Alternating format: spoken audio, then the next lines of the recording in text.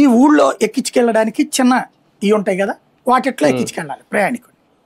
అక్కడికి పెట్టుకోండి, డబ్బులు వస్తాయి నీకు. ప్లస్ ప్రతి ప్రైవేట్ బస్సుకి కూడా ఈ స్టేజ్ పర్మిషన్స్ ఇచ్చేయండి. ఇంకా దారిలో కూడా ఎక్కించుకుపోతారు. ఎక్కించుకుపోవడానికి ఇంతని వాళ్ళకి ఛార్జ్ చేయండి, ఆ డబ్బులు వస్తాయి మీకు. ఇప్పుడు చేయట్లేదు వాళ్ళు. ఇప్పుడు దారిలో కూడా వదిలిపెట్టమంటే వదిలిపెడతారు వాళ్ళు, సీట్లు ఖాళీ ఉంటాయి.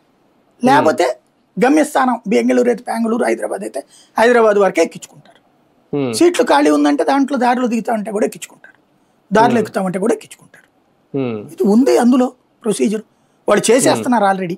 దాని డబ్బులు కట్టించుకో నువ్వు. డ్రైవర్కి ఐడి కార్డు కంపల్సరీగా, డ్రైవరు సెకండ్ డ్రైవర్ ఎవరు ఉంటారో అది ఆన్లైన్లో ఎక్కించమని చెప్పు మస్ట్గా.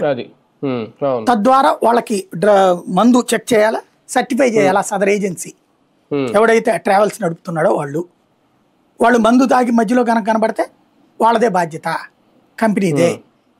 అట్లా వాళ్ళకి ఇన్సూరెన్స్ ఇప్పించండి పాపం ఆ డ్రైవర్లకి, స్టాఫ్కి. అట్లాగే బస్సులకు సంబంధించినటువంటి కండిషన్ వాళ్ళే. ఇప్పుడు ఆర్టీసీలో బయటకు వచ్చేటప్పుడు డిపో మేనేజర్ సంతకం పెడతాడు, బస్సు కండిషన్ బాగుంది, ఇక్కడ కూడా పెట్టించండి ఆ సదర్ సంస్థది. అప్పుడు బస్సులు చెక్ చేసి, ఏదైతే బస్సులు చెక్ అయిన బస్సులు మాత్రమే అందులో నడపాలని పెట్టండి. సింపుల్. ఆదాయము, సెక్యూరిటీ అన్నీ ఉంటాయి. ఎందుకంటే మీరు ప్రైవేట్ బస్సులు ఆపలేరు, మీ వల్ల కాదు.